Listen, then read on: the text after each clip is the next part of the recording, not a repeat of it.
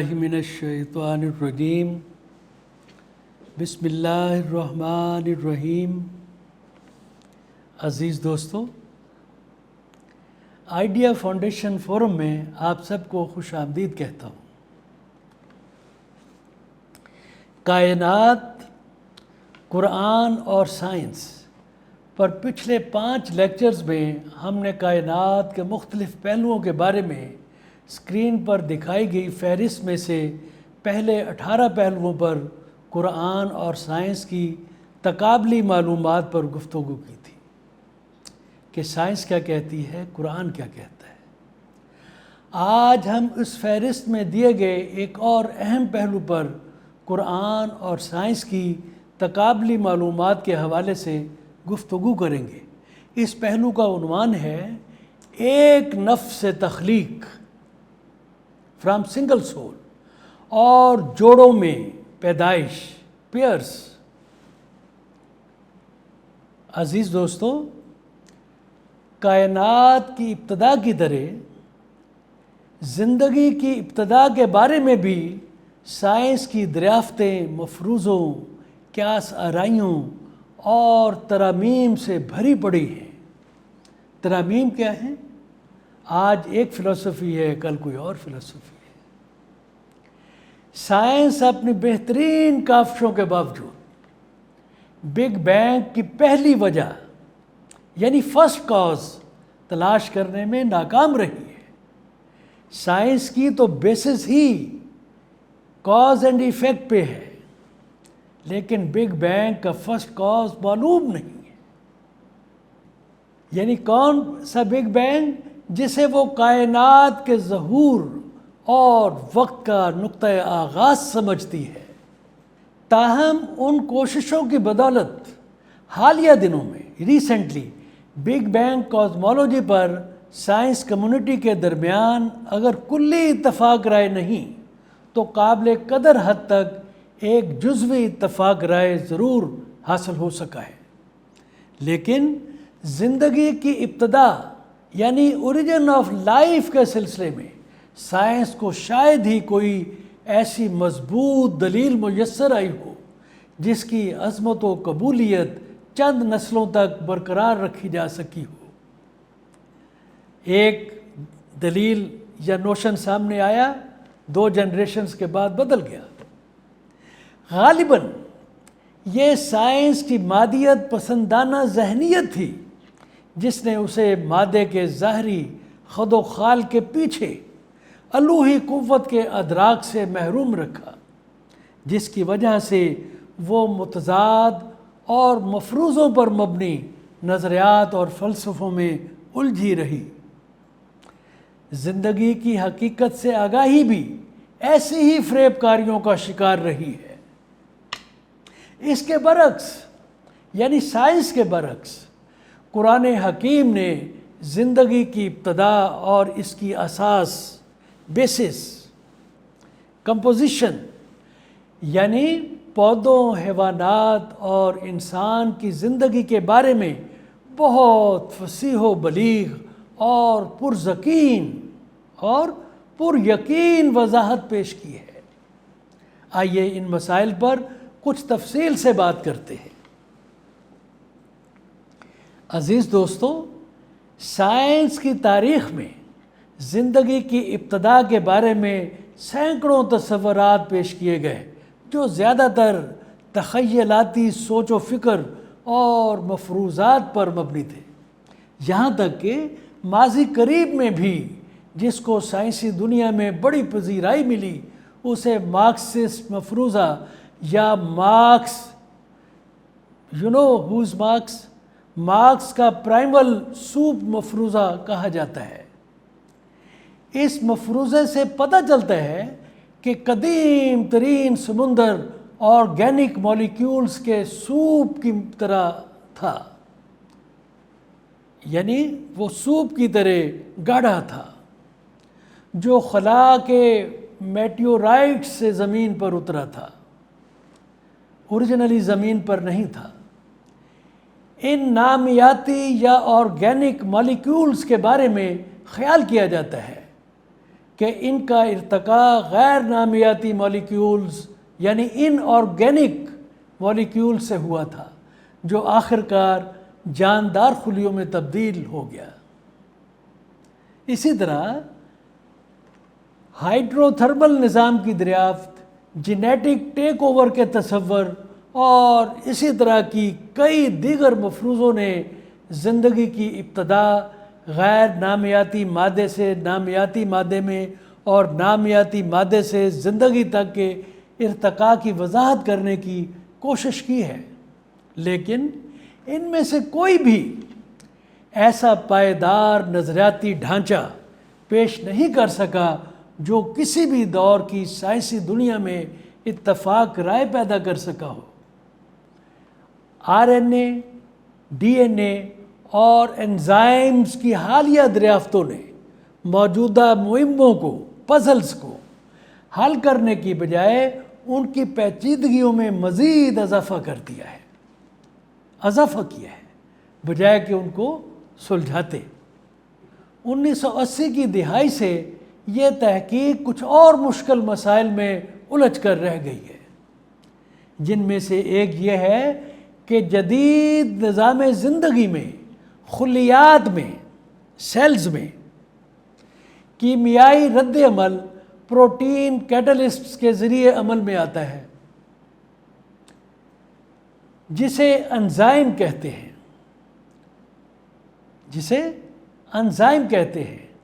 D N A اور are N اے میں انکوڈڈ information کو پروٹین بنانے کا عمل انجام دینا ہوتا ہے۔ سمجھنے کی بات ہے، ڈی این اے اور آر این اے میں انکوڈڈ انفارمیشن کو پروٹین بنانے کا عمل انجام دینا ہوتا ہے، جبکہ پروٹین کو نیوکلک ایسڈ بنانا ہوتا ہے، جو کہ آر این اے کی بیسس ہے۔ مزید یہ کہ پروٹین اور نیوکلک ایسڈ دونوں بڑے مالیکیولز ہیں جو چھوٹے چھوٹے اجزاء کے مالیکیولز کے سلسلوں میں جڑے ہوتے ہیں، جن کی ترکیب و ملاپ کی نگرانی بھی پروٹین اور نیوکلک ایسڈ کرتے ہیں۔ ان کے باہم انحصاری انٹرڈیپینڈنس یا تال میل، ہارمنی کی صحیح ترتیب کیا ہے، یہ بھی ابھی تک واضح نہیں ہے، یعنی پزلز میں پیچیدگیوں میں اضافہ ہو رہا ہے۔ اسی طرح حیاتیاتی ارتقاء، بوٹینک ایوولوشن یا اس جیسے اور نظریات کو ڈیزائن کرنے میں سخت کوششوں کے باوجود سائنس پہلی تخلیق یعنی فرسٹ کریشن سے افزائش نسل کی تخلیق یعنی پروکریشن میں منتقلی اور نمبر 2 زندگی کے دوام کے لیے پرپیچویشن کے لیے واحد صنف سے نر اور مادہ کے جوڑوں کی تخلیق و تشکیل جیسے اہم مسائل پر اتفاق رائے پیدا نہیں کر سکی۔ تاہم واحد حقیقت، the only fact جس پر سائنس کے تمام شعبوں کے درمیان اتفاق رائے قائم ہو سکا ہے، وہ یہ ہے کہ پانی زندگی کا بنیادی عنصر ہے، essential component، فنڈامنٹل ایلیمنٹ۔ عزیز دوستو، سائنس کے برعکس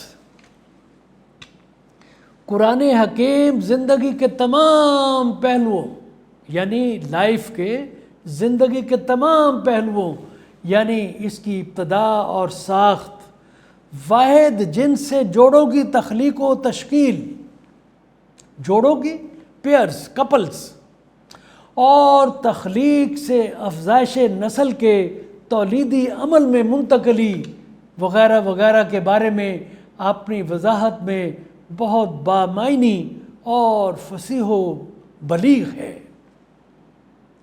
زندگی کے ان تمام پہلوؤں میں سے ہر ایک پہلو پر قرآن حکیم کی متعدد آیات کا حوالہ موجود ہے، تاہم وقت کی قلت کے پیش نظر ہم ان میں سے چند ایک پر ہی بات کریں گے۔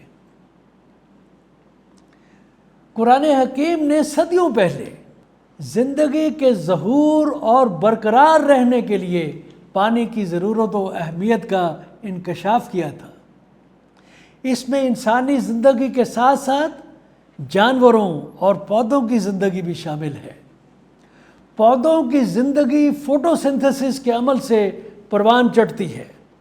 فوٹو سنتھسس کے عمل کا انحصار سورج کی روشنی اور پانی پر ہے۔ یہ وہ حقائق ہیں جن کو سائنس نے حال ہی میں دریافت کیا ہے۔ زندگی کے لیے پانی کی ضرورت پر میں یہاں 2 آیات کا حوالہ دینا چاہوں گا۔ تاہم زندگی کے لیے پانی کی افادیت کی تفصیلی مطالعے کے لیے چند قرآنی حوالہ جات اسکرین پر آویزہ ہیں، نوٹ فرما لیجیے۔ سورہ نور کی آیت 45 میں بیان ہے، کیا خوب بیان ہے۔ اللہ نے ہر جاندار مخلوق کو پانی سے پیدا کیا ہے، اور ان میں سے وہ ہیں جو پیٹ کے بل چلتے ہیں، یعنی رینگتے ہیں، اور ان میں سے وہ ہیں جو 2 ٹانگوں پر چلتے ہیں، جس میں انسان بھی شامل ہے، اور ان میں سے وہ ہیں جو 4 پاؤں پر چلتے ہیں۔ اس سے بڑی کیا وضاحت ہوگی میرے بھائیوں اور بہنوں۔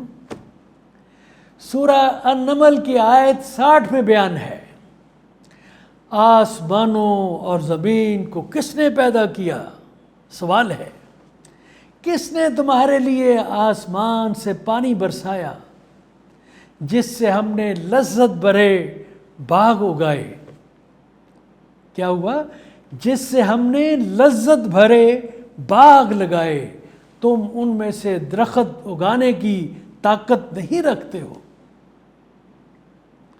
تو عزیز دوستو، کائنات کی تخلیق کی طرح انسان کو بھی اللہ تعالیٰ نے الوہی نظام ہستی کے مطابق ایک مخصوص وقت پر تخلیق کیا ہے۔ اس کی تخلیق 4 مراحل میں مکمل ہوئی۔ پہلا مرحلہ جسمانی تخلیق سے قبل کا تھا، جب اللہ نے انسان کی تخلیق کا تصور کیا۔ دوسرا جسمانی تخلیق کا مرحلہ تھا، جب اسے مٹی سے مادی شکل دی گئی۔ تیسرا مرحلہ وہ تھا جب اسے روح کے ساتھ ایک شخصیت عطا کی گئی، اور آخر کر چوتھا مرحلہ وہ تھا جب انسانیت کی آنے والی نسلوں کی تخلیق کا یہ عمل انسان کے سپرد کیا گیا، جسے افزائش نسل کا تولیدی مرحلہ یعنی پروکریشن کہا جاتا ہے۔ قرآن حکیم انسان کی تخلیق سے لے کر افزائش نسل کے پیدائشی مرحلہ تک کے عظیم سفر اور حواس، عقل، دل اور روح کی غیر معمولی صلاحیتوں کو عطا کیے جانے کا ذکر سورہ سجدہ کی آیات 7 سے 9 میں کرتا ہے۔ میں ان آیات کا ترجمہ بیان کرتا ہوں۔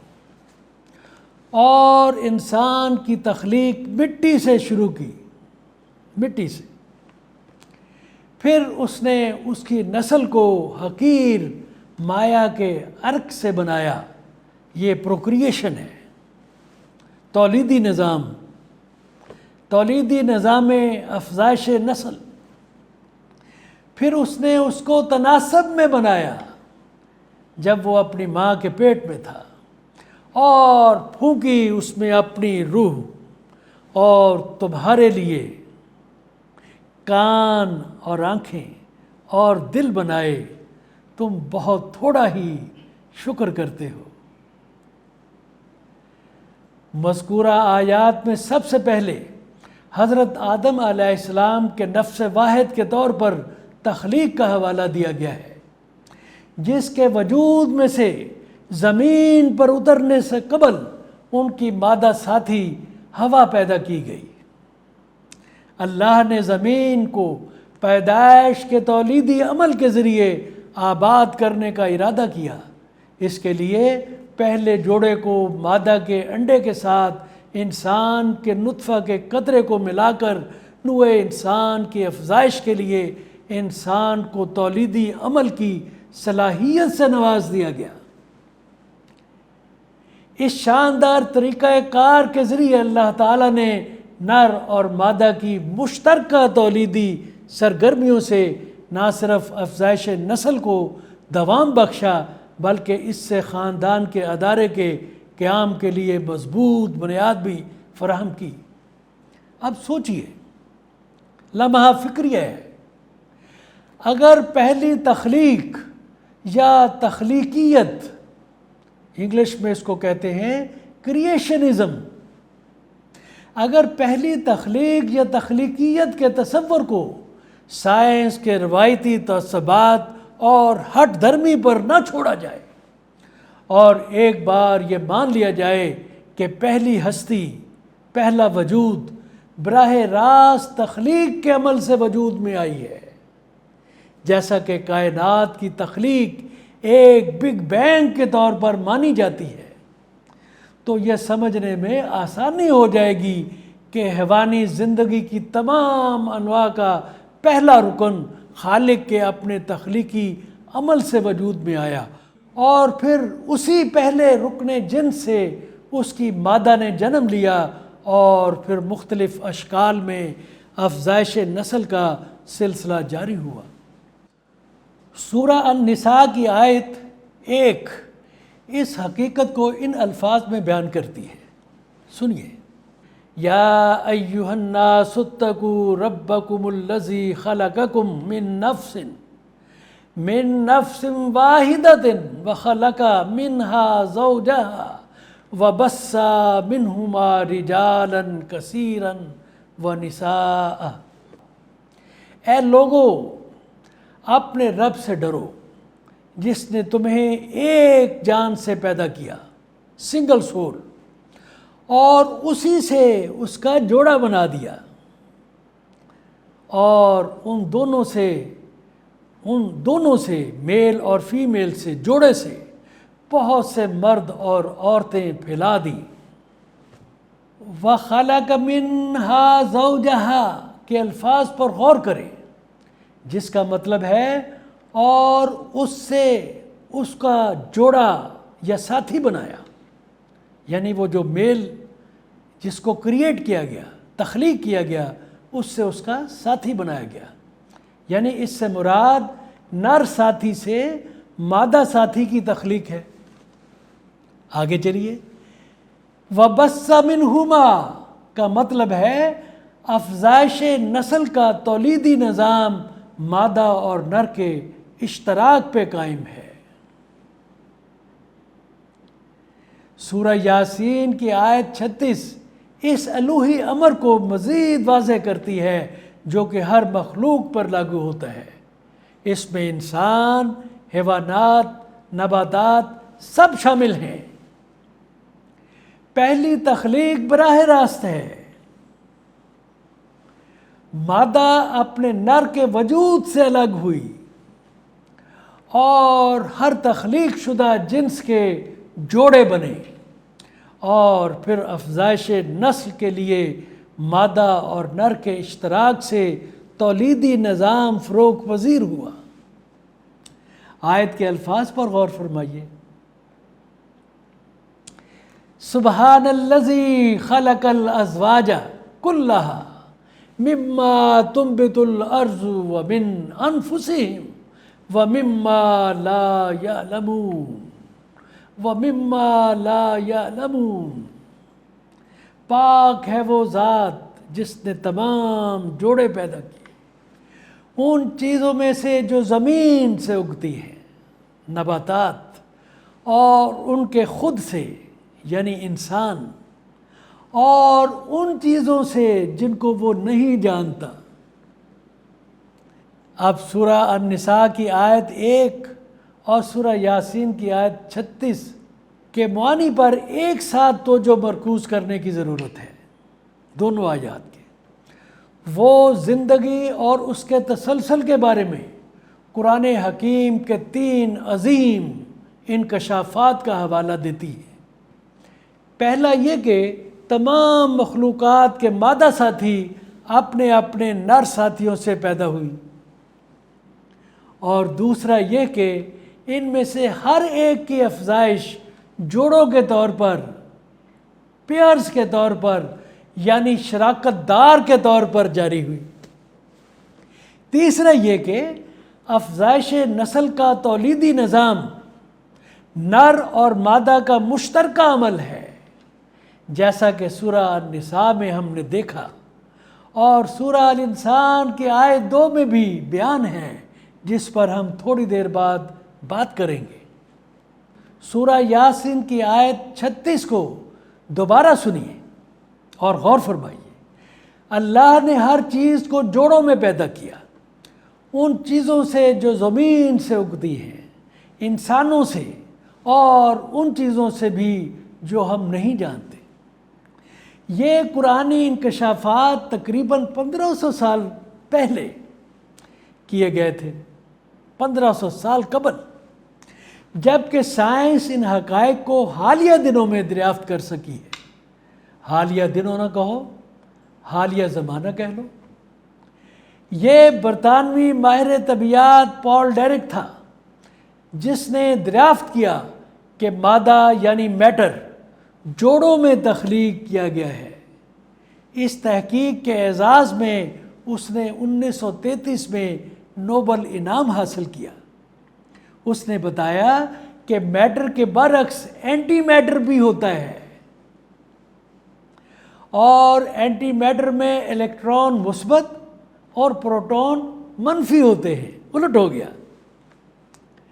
اسی طرح ماہرین نباتات نے صرف 100 سال قبل دریافت کیا تھا کہ پودوں میں بھی صنفی امتیاز ہے، جینڈر ڈسٹنکشن، یعنی میل اور فیمیل کی تمیز، یعنی پودے بھی نر اور مادہ کے جوڑوں کی صورت میں ہوتے ہیں، پیئرز کی صورت میں ہوتے ہیں۔ نر اور مادہ کے جوڑوں کے طور پر پودوں اور پھلوں کی تخلیق کے بارے میں مزید تفصیلی مطالعہ کے لیے کچھ قرآنی حوالہ جات سکرین پر آویزہ ہے، نوٹ فرما لیجیے۔ تو عزیز دوستو، آپ ذرا سوچئے کہ ہر مخلوق کی مادہ پارٹنر کو اس کے اپنے نر پارٹنر سے تخلیق کرنے اور ان کی نسل کے تسلسل کو ان دونوں شراکت داروں کا مشترکہ عمل بنانے کے لیے ان کے جوڑے بنانے کا مقصد کیا تھا؟ آئیے ہم اس مقصد کے بارے میں قرآنی آیات کو دیکھتے ہیں۔ قرآن حکیم نے اس کے مقصد کو 3 الفاظ سے ظاہر کیا ہے: سلامتی یا امن، سکون یا پیار، اور نسلوں کا فروغ۔ آئیے اس سلسلے میں 3 آیات کا مطالعہ کرتے ہیں۔ سورہ الاعراف کی آیت 189 میں بیان ہے، وہی ہے جس نے تمہیں ایک جان سے پیدا کیا اور اسی سے اس کا جوڑا بنایا تاکہ وہ اس کے ساتھ امن سے رہے، سیکیورٹی سے رہے، سلامتی سے۔ سورہ روم کی آیت 21 میں بیان ہے، اور اس کی نشانیوں میں سے یہ ہے کہ اس نے تمہارے لیے تمہاری ہی جنس سے جوڑے بنائے تاکہ ان میں سکون پاؤ، اور اس نے تمہارے درمیان محبت اور رحمیت پیدا کر دی۔ رحمیت کو انگریزی میں مرسی کہتے ہیں، سمپیتھی کہہ سکتے ہیں۔ سورہ شورا کی آیت 11 میں بیان ہے، اس نے تم میں سے ہی تمہارے لیے جوڑے بنائے، اور چوپایوں میں سے بھی، وہ اس سے تمہاری افزائش نسل کرتا ہے۔ تو عزیز دوستو، یہاں ایک نقطے کو نظر انداز نہیں کرنا چاہیے، وہ یہ ہے کہ انسان کو خصوصی حیثیت اور غیر معمولی صلاحیتیں کیوں دی گئیں جو انسان کو دوسری مخلوقات سے ممتاز کرتی ہیں۔ وہ اس لیے کہ دوسری مخلوقات کے برعکس آخرت کی زندگی میں انسان کی حیثیت اس کی دنیاوی زندگی میں اس کی کارکردگی کی بنیاد پر متعین ہوگی۔ در حقیقت یہ دنیاوی زندگی انسان کے لیے آزمائش کی جگہ ہے۔ اس ضمن میں سورہ الانسان کی آیت 1 سے 3 کے الفاظ ملاحظہ فرمائیے۔ بے شک ہم نے انسان کو نطفہ کے مرکب سے پیدا کیا۔ اس کی عربی ہے من نطفۃ امشاج، من نطفۃ امشاج، تاکہ ہم اسے آزمائیں، اور ہم نے اسے سننے والا اور دیکھنے والا بنایا۔ بے شک ہم نے اسے راستہ دکھایا، یعنی نیکی کا راستہ دکھایا۔ اب خواہ وہ شکر گزار ہو یا ناشکر ہو۔ اس سے پہلے کہ ہم اپنی گفتگو کو ختم کریں، لیکچر کے موضوع ایک نفس تخلیق اور جوڑوں میں پیدائش پر مزید تفصیلی مطالعہ کے لیے کچھ قرآنی حوالہ جات اسکرین پر آویزاں کیے گئے ہیں، نوٹ فرما لیجیے۔